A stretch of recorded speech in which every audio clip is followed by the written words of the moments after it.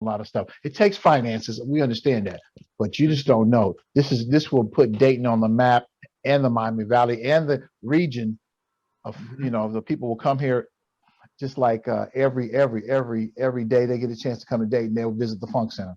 Well, So I you mean, in the same way that they come to the the right museum, the brother, Wright yeah, Brothers right Museum, brother, yeah, yeah. or the Air Force Museum, right? Mhm. Like there are certain places that people know Dayton for, and the Funk Center is positioned to become one of those Yes. places, one of those things.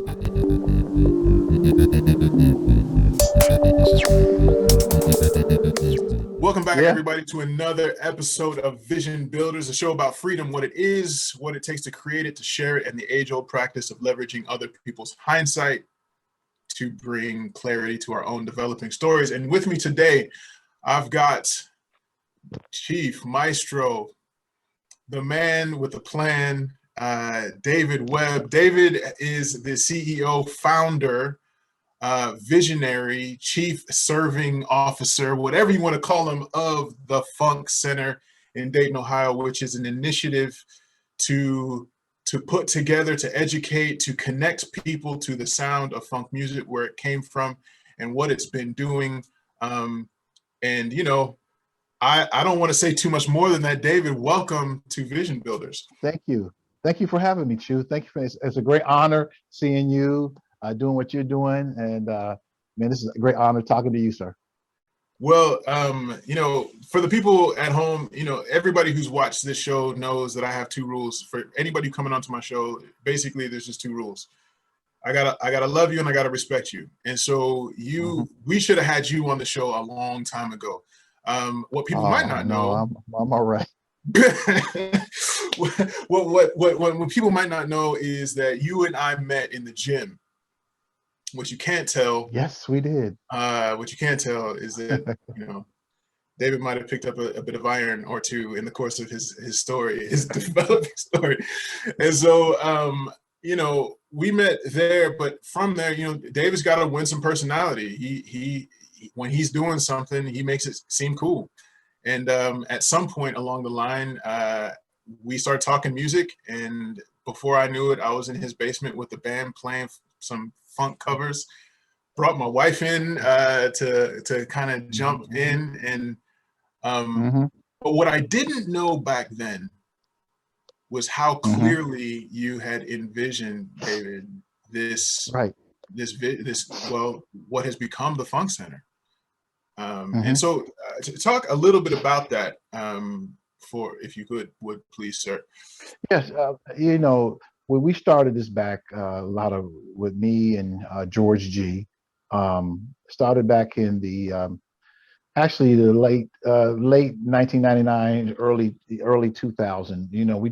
We had this dream of representing the funk musicians in Dayton, Ohio, because they wasn't getting their opportunity and they wasn't getting noticed by the city of Dayton. Matter of fact, the world, because you have everybody wants to be in the Rock and Roll Hall of Fame. We said, well, we should have a Funk Music Hall of Fame and represent, the Dayton, Ohio, and the funk stars around the world, because Dayton, Ohio is the funk capital of the world. So many groups come out of Dayton, Ohio, and we want to make sure these guys have their pay homage to these gentlemen, because it's very important for them to be recognized, because you hear a lot of stories with a lot of people feelings getting hurt, they may not being recognized. So this is our goal and mission, is to educate our public's knowledge in this, and it's all about getting young people involved, because one of the things that we've talked about, how the arts of music has left the schools, and that was very important to me as a young man coming up. Mhm. And that's why the Funk Music Hall of Fame and Exhibition Center, we put it in place to get young people to come down, understand the roots of music, the basic stuff. Who's the funk?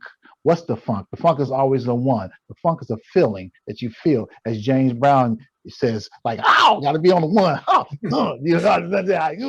that like that. But like I said, this is an endeavor, not because of me. It's because of all the 75 people who volunteer for the Funk Music Hall of Fame exhibition, the Funk Center, from across the country and around the world. I mean, it's we want to give back, and that's important. Giving back to the community. That's our goal and mission is too. Yeah, there's a little factoid. A lot of times people talk about the Gem City, Dayton, Ohio. And Mm-hmm. you know, I feel like as far as episodes go, this is probably the most putting on for my city episode that I will likely have, honestly. Um, but Mm-hmm. the reality is, people talk about Dayton, Ohio being the most innovative city, the city of innovation, right? Yes, More it is patents coming true. out of Dayton, Ohio than any other city per Very, capita in the very world, true. let alone America. And Mm-hmm. what people miss is that same innovation at very much not too far after the time frame was music. I mean, because if you measure it Mm-hmm. by any standard, like music use sync licensing or sampled music that built the foundations of hip hop as we know it, Mm-hmm. or even sounds that became, you know, kind of integral to all sorts of pop music. Dayton is the mothership of that, and I'll be frank, like I didn't know that. You know, Mm-hmm. being a Well, you let's go. musician, didn't know that until I Let's go. came here. Let's go back to something you said, like the innovation. Let's go back in the 30s, 40s, 50s, 60s, and early 70s, even the 80s. How Dayton, Ohio, was the patent capital of the world. Innovation, that is very true. But Hmm. the one thing about it, the people forget about the innovation of funk music in Dayton, Ohio, who has spread it across the world. And who doesn't know the Ohio players? Zap Roger, Lakeside, Fazo, Steve Arrington, even CC Peniston's from Dayton, the Dayton, Ohio area. And you have people who are born in Dayton, Ohio, who left, were played in other groups, and you'd be surprised the connection. And one thing I always tell people this, Dayton, Ohio is so successful in athletes, actors, actors. Dayton, Ohio, for a small, medium-sized city, is tremendously huge, tremendously huge. Hmm. You know, when we started hanging out, that was one of the things that I think was baffling to me when I came here and started trying to dig into the history, because there was a period of time where I was Mm-hmm. working with a lot of performers, um, and found out how much talent this city had exported. It was Right. at first cool to think about, but then it was heartbreaking because I was thinking, like, why Mm-hmm. is everybody leaving? What's Mm-hmm. going on? What's going on there? And that might be a conversation for another day. But you're right. There has. Oh, we can, let me. I can brief. I can brief you on that. See, when I was coming up, I was in the '60s and '70s, early '70s, and just beginning into the '80s. Dayton, Ohio was huge in the industry. Industry was huge in Dayton, Ohio. But then when the NAFTA thing happened, a lot of people were leaving for other jobs in other countries because of lesser wages, and that's what happened. But once the industry of automotive and General Motors and Kunks and Dayton Tire and Rubber and Frigidaire and Delco Radiator and Inland, all those huge jobs in Dayton, Ohio, left. Dayton at one time had almost a quarter of a million people in the city limits. And that's why a lot of people migrated. That great migration from the south came to Dayton, Ohio, because the jobs and industry of what was happening. Like I talked in my TED talk about that. So it's very important about that. So that's what happened. But think about this, Chu. From that great migration from the south, they brought that their culture of music, from gospel, blues, country, folk, to Dayton, Ohio, to the high schools. A lot of stuff happened in the high schools. They put that stuff together, and they you know how like, if I come over your house, we're gonna do a potluck.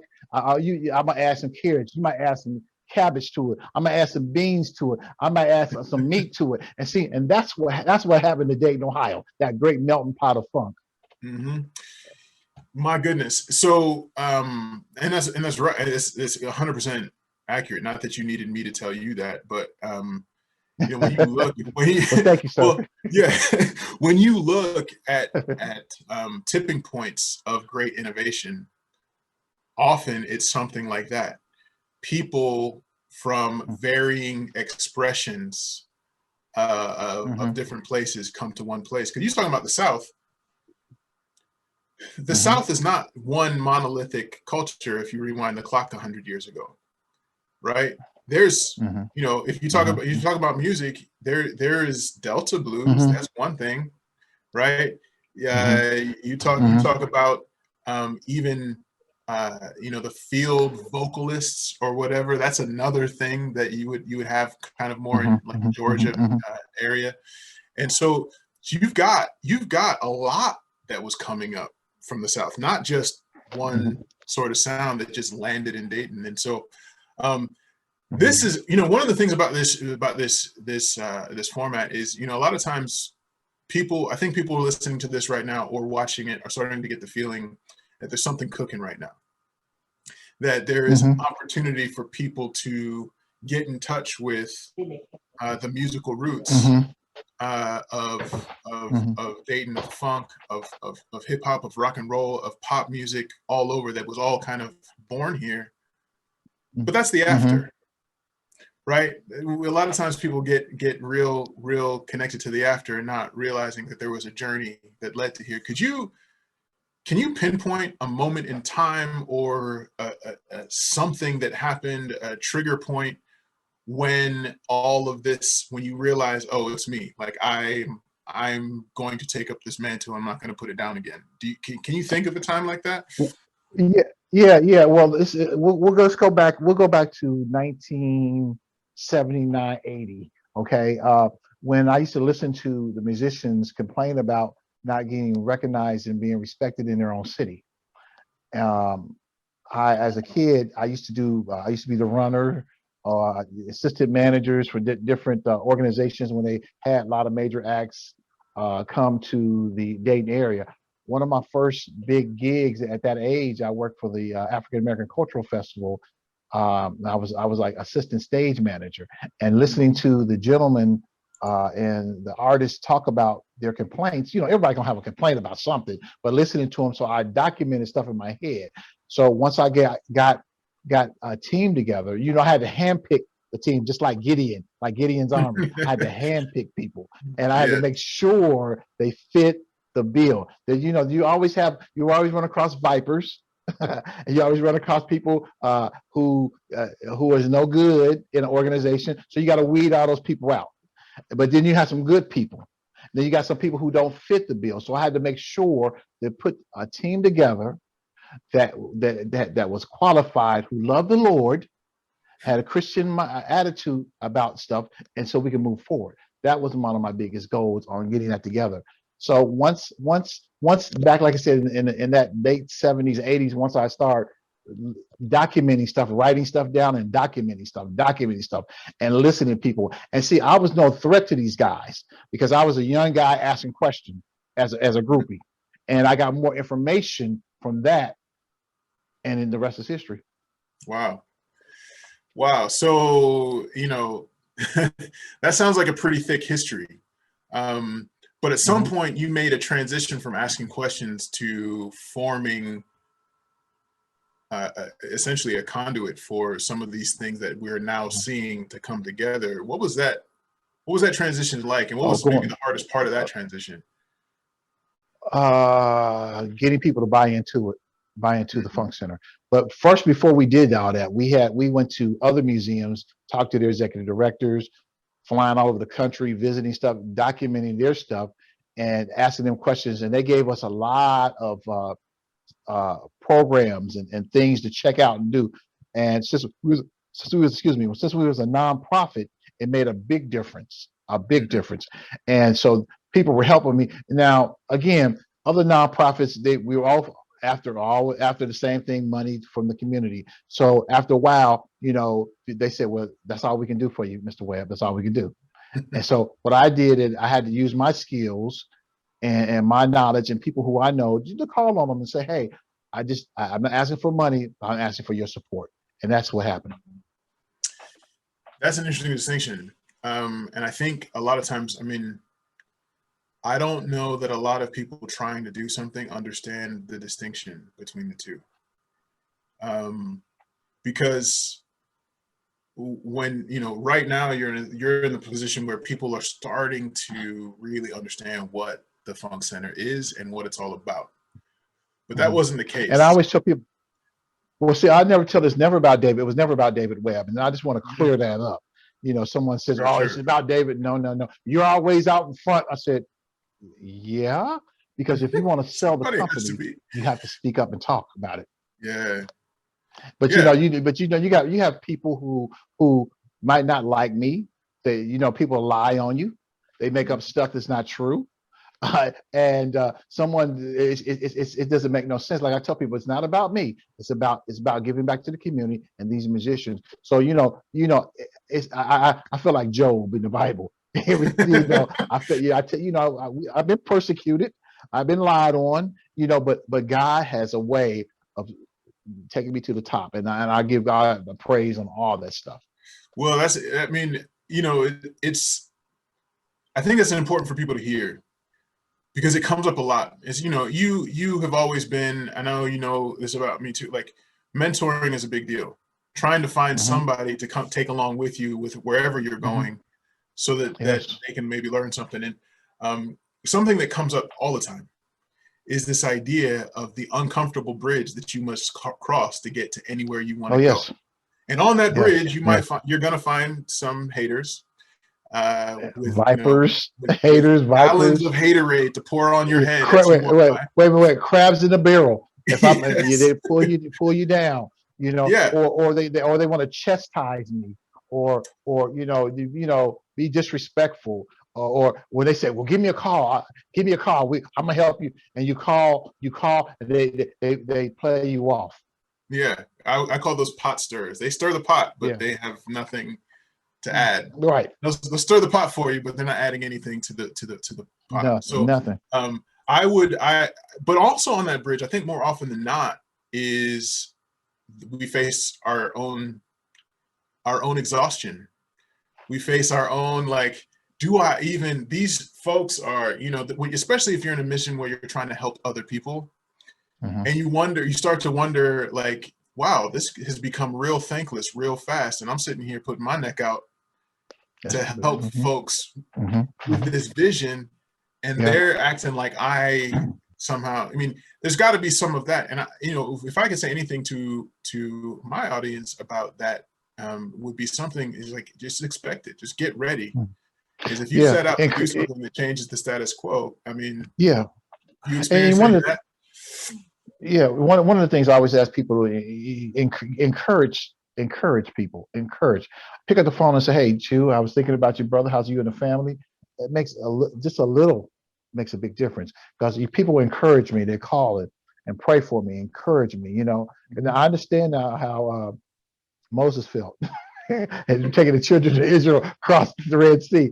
I understand, the mantle falls on different people at different times to do things, and things happen in a reason, and to, things happen in a reason, and why this happened, why didn't this happen? But everything is planned out by the Lord, and that's what I feel. And I think I think we're going to be there closely to the promised land. That's what I'm feeling. Yeah, well, I mean, I think more, you know, I think there's something to be said for that too. I also believe that for the person who is willing to encourage another, Hmm. they're also going to be more capable of noticing when others are intending to encourage them, which is huge. Like, you've got to be Hmm. able to receive encouragement when you're on a road Oh yes. Oh to yes. your next level. Yes. Because sometimes you can just put your head down and just feels like you're all alone on Yes. this road. Um, and so that, it sounds like we're kind of already on to my next question, but like, what are some of the biggest lessons or truths you've gained from this experience so far? Obviously, People, it's not people, over people, by any means, people. but Yeah, people let you down. You can't be too trusting. People hmm, let you down. Just and you got to make sure you have the right people in the right positions to help you to the next level. right. Um, you got to make sure you have to make sure are people invested in what you're doing, not just go for the ride because they want to get the status that they're working or have without the funk center. Okay, so you Yeah. want to make sure of that. And then you got people who want to use your name for their personal gain. Hmm. Which I imagine feels kind of wild. So then, so you've got people who've got their own agendas, Yes, they do. who misunderstand yours. Hmm. Um, and and one of the things that you just said, I mean, I think that's a huge takeaway. Putting together the right team in any venture That's right. is of critical importance. And you kind of alluded to this a little bit in defining, well, who is the right team? Part of it is motive. Yeah, yeah, the motive, and then sometimes let me. I laugh at this, and this is in a good way. I people say key words to me, and I know, and people say what it is, I can't tell you. And then you know not to say. People say key words to me, my radar comes up, and I know what they're about. And it's been a gift. People say certain words, I hear it, and I'm like, oh, this ain't the one for me. People say, what is it? I can't tell you that. I can't tell nobody that because that's a gift that God gave me. And I know when people were just being shiggity. Shiggity. I'm gonna have to write that Shiggity. down. You don't even need to describe the definition of that. I see it. Yeah. Like, Yeah. but there is something. I mean, discernment. Mhm. I feel like we live in a time right now where, by and large, people are being encouraged not to trust their own eyes and their own Right. ears. Would you? I mean, Right. do you know what I mean when I say that? Is Yes. people are kind of being taught, conditioned to be okay with trusting a few pundits about their experience. And I would argue that it is very, very difficult to do anything significant if you cannot trust the mechanism of discernment in your own being, right? That's very And true. so Very true. when you talk about that idea of discerning, that's what you're talking about, being discerning. A buddy of mine just posted something online. He said, I've given too many passes. I've been too nice. I've let people, as this is a kind of a self-reflection. And it was amazing that was the singular point that most people chimed in on. And I think there's something to that. A lot of times we hope for the best for people, but in doing so, we ignore the evidence that they've already shown us. And, I think one thing that as soon as I understood this, I had a mentor say these words to me: patterns don't lie, people do. That it kind of freed me a lot to just go, okay, what's the pattern though? Say what you want to say, but what's the pattern? Have you noticed anything like that, or has it been? Oh yeah, I concur with you. I concur with you. Everything you said, I concur. I concur. Well, all right. And so, what do you see as the biggest obstacles right now? And I know you kind of mentioned a little bit about that when you were talking about people letting you down, but if you were to, let's say it's not the Funk Center, but I believe success leaves clues. So if you've taken what you've learned from this whole process as you're going through it, although you're getting to a point where your baby has almost got legs to walk on his own, right? Well, let me back up. Let me back up something real quick. Okay, we Okay. were established back like in 2017, working with the Dayton Metro Library, and moved from downtown in the Fire Block District. And we were so successful at the time. What we were doing, it was like people from coming all over across the land, and then new owners came in and bought the Fire Block District, that building right there. And we felt now we couldn't afford 1,400 or better. It actually would have been $2,000 a month as a nonprofit, where we wasn't making money. We were letting people come in free. We're charging a small amount because we wanted to get back to the community. We know we couldn't afford it. We felt we were being redlined at the time. Wow. And excuse me. I said, wow. But I also realized that there are probably some people watching this who don't know what redlining is. So at some point, I'll circle back around and explain it. But you can explain it to them, yeah, please. And we felt that because we knew we couldn't afford that rent. So that's the way of getting redlining is the way I could raise the money higher. I know you can't afford it. So that's instead of me getting a lawsuit on me, I said, well, if you paying $2 to me, I raise it to $15. You can't afford that, so then you have to move. So, and then we felt as an organization that I thought we were gonna have a great opportunity down there to build that area up down there.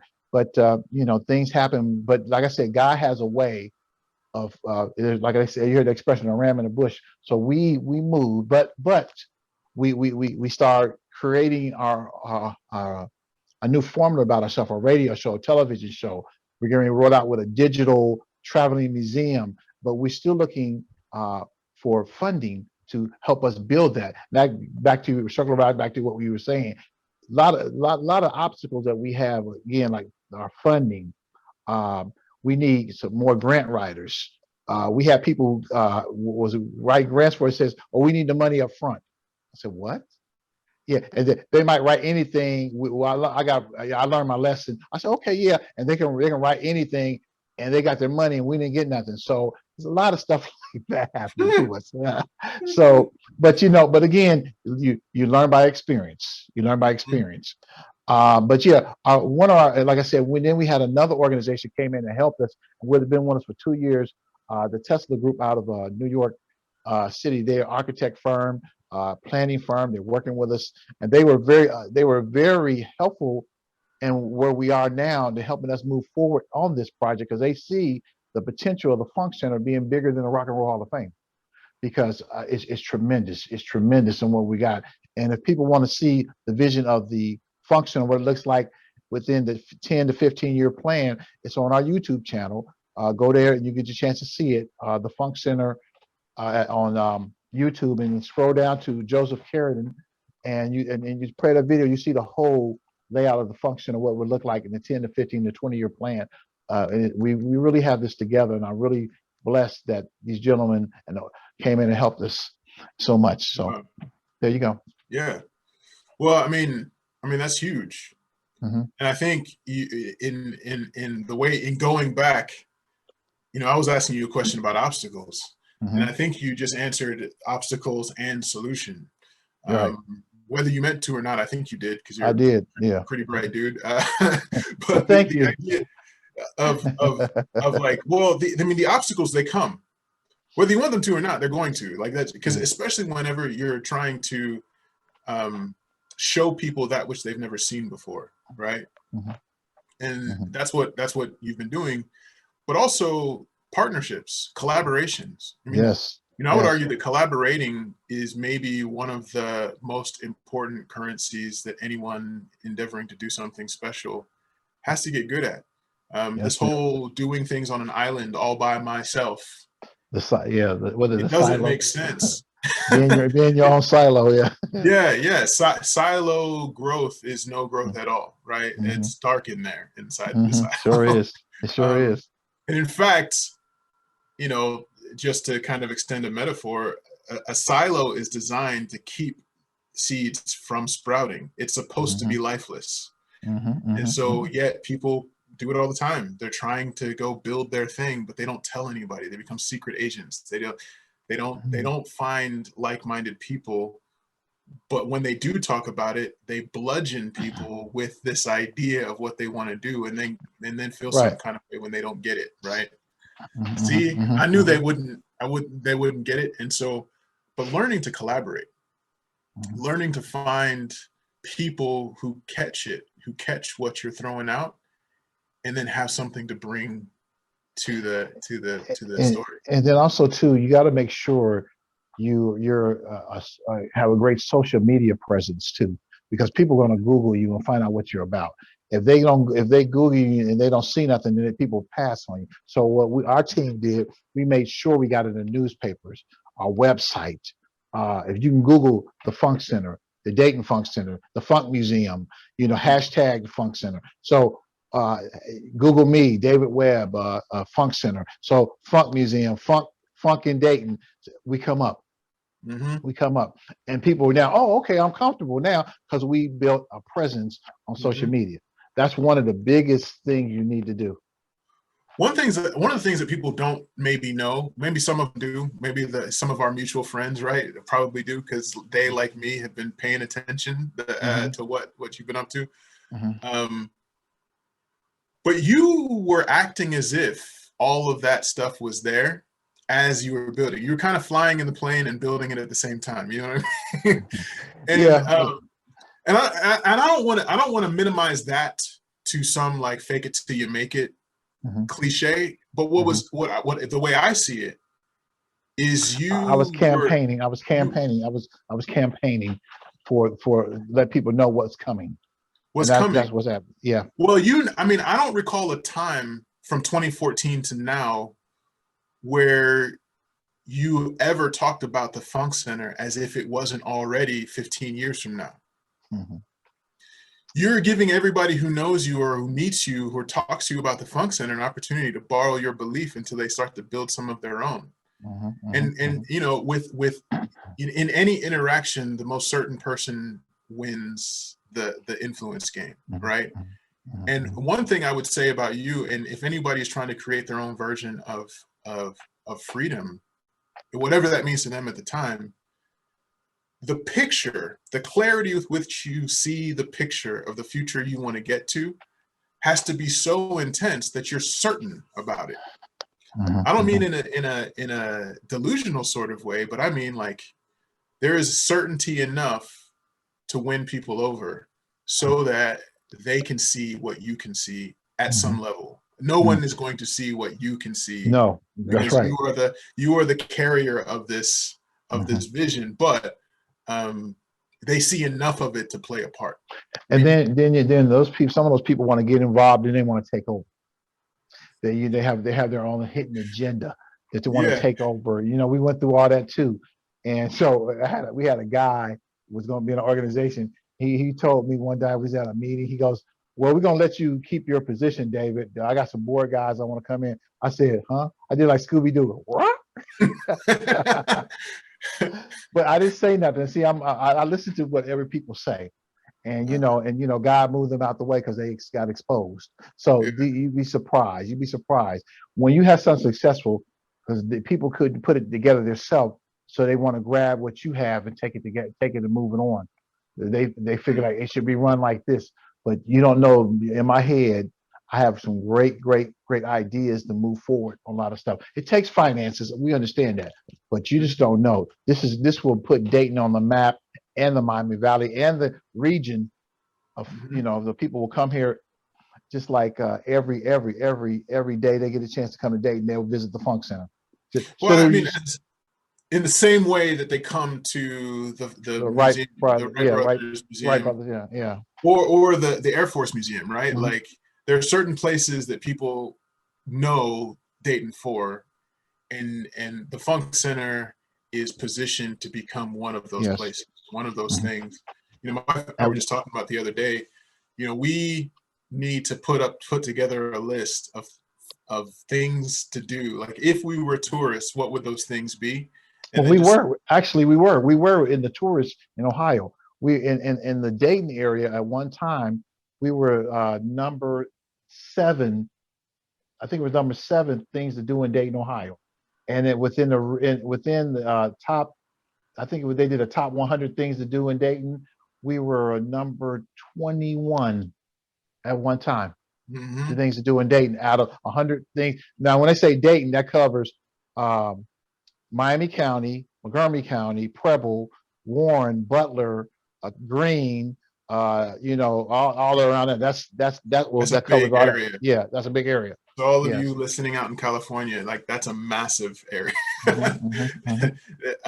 But I want to. You said something about region, because Dayton, Ohio is clearly home to the movement that became funk. Right? Yes, it is. Movement that became funk. But we want to make sure we pay homage to James Brown, because James Brown started it all. But matter of fact, a lot of people, we'll go back a little further. Let's go back with Little Richard, Chuck Berry, Cap Calloway, all those guys, the hits and stuff like that. But James Brown, like I said, took bits of parts of this, the parts of that, and put it together. So it can go on and go on, but James Brown started the funk. From my black and I'm proud, say it loud, good stuff, all that kind of stuff, Yeah. I mean, well, it's interesting that you mentioned Chuck Berry and Little Richard. And this is where I have to be careful because I could get real nerdy here. No, go ahead. Yeah, I'm But like, I'll put my Star Trek suit on pretty soon. yep. I got to be real careful, because Chuck Berry and Little Richard specifically, we know them for like their big hits, but what most people don't know is that Chuck Berry and Little Richard could play country as easy as they could play R&B, as easy There, as they yeah. could play what Ray became rock Charles, and roll. As Ray Ray Charles, Charles. yep, as easy as they. I mean, and if you were to go back to 1940 and go to a Little Richard concert, you could hear him play literally anything that you heard on the radio from all different genres. And that was, you know, when people don't really understand the musicality of James Brown, because he was such a voice. He was such a but as a musician, because like they think, oh, James Brown didn't play anything. He wasn't a He musician. played organ. He played organ. He played organ. But his music IQ was unreal. And so when you talk about those characters, you know, the Chuck Berrys, the Little Richards, the Ray Charles, all of those guys. And don't forget, I forgot about even Count Basie. Okay, let me jump in real quick. Those guys, if you look at them now and look at the musicians today, like Prince took stuff from Cab Calloway doing the splits, you know, from Little Richard, right? You know, everything. That look Little Richard, different thing. You know, I'm just doing how funk people get it from. Just like I just like earlier I alluded to that pot. Like me and you gonna make a pot to eat. We're gonna throw this in it, that in it. So I grab this from you. I grab your bass style from what you play the bass. I grab my drum style, the keyboard from James. You know, so and I put it together and they call that melting pot of funk. I'm sorry, go ahead. It's fun. No, I mean what you're saying is exactly right. Like the same mechanism that created jazz created funk. But I would say that funk and jazz are two brothers that grew up in the same house. For all intents and purposes. A lot of the African Americans created that country, jazz, rock, funk, and stuff like that. You know, I mean, it's a tradition, and people like a lot of, and I'll go back further. The African drum started the funk and brought it to, as you already know. Well, you already know. Yeah, I do. But not everybody listening maybe did. So, but so thank you for sharing. I will tell you though, episode. There is a West African rice dish called jollof rice. And in the South, along the coast, there is a rice dish called jambalaya. Yes, it is.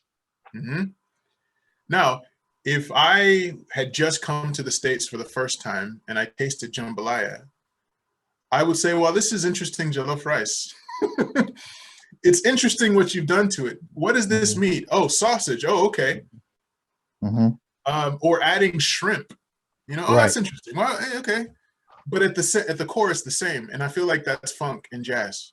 You know, if you any West African, they know what jollof rice is. They might call it different things, but not generally. They know what jollof rice is, and if they were to come here and taste jambalaya, they would say, "Oh, this is ours." Yeah. You've added some things local, of course, because like even jollof rice, if you go from where I'm from, the coast, or you go north into Nigeria, you're gonna taste two different expressions of the same idea. And so I feel like whereas jazz has been exported and recognized, and there's jazz festivals, and there's you know, college radio stations that are always promoting jazz, and jazz needs, and by the way, I love jazz, you know, funk somehow became this thing that nobody really knew how to name as well. And so hats off to you for recovering her name, funk. And a lot of people were excited how the Funk Center is putting funk still out there, because it was a lost art form. and no one talked about it. You have people like Bruno Mars and different people who are bringing it back to Resurrecting. past. Yeah, yeah. Thank you, rearrested. Yeah, and bringing it back to past, and that's what I like. That's what I love about it. Yeah. Well, how can people connect with the Funk Center? I'm glad you asked that. Yeah. Glad you asked that. Well, you can go to our website at www.thefunkcenter.org. That's our website. That's www.thefunkcenter.org. Now, other people will probably listen to this in different countries. We spell center CENTER because other countries spell center differently. So it's the Funk Center. The American way. Yeah, the American. Thank you. .org. And then you could, like I said, you can go to our social media platforms at everything's the Funk Center on Facebook, Instagram, Twitter, TikTok, and on YouTube. So if I told you people the whole name, my whole name is the Funk Music Hall of Fame and Exhibition Center, and they might not know that. That's why we say the Funk Center on all social media platforms. That's easier till you see our logo. Click on it, like it, subscribe, and we'll love to have you. Okay. Well, I appreciate your time. I appreciate you sharing your experience. And anytime. I look forward to the Funk Center growing into its ultimate version. And that's not going to happen without people participating. Yes. And learning a thing or two about what funk is meant. We have a GoFundMe. We have like I said, on our website, we have a PayPal. I mean, if they're interested, they be a part of it. They can call us at 937-837-4441. Once again, 937-837-4441, and ask for Carter Elam Floyd. She's our human resource officer, and we do have job descriptions. We do have applications that people fill out. It's not a party. This is a business. Did you guys all catch that radio spot experience just come out? David is like, listen, let me do an ad real quick. I appreciate you. I appreciate you doing that. And I appreciate what you're doing, and the lumps that you've taken along the way will not thank you go thank you unnoticed. so much. So thank you so much. Appreciate you. And maybe one day I'll end up in your basement again playing. I appreciate it. All right, brother, take care. Thank you you too.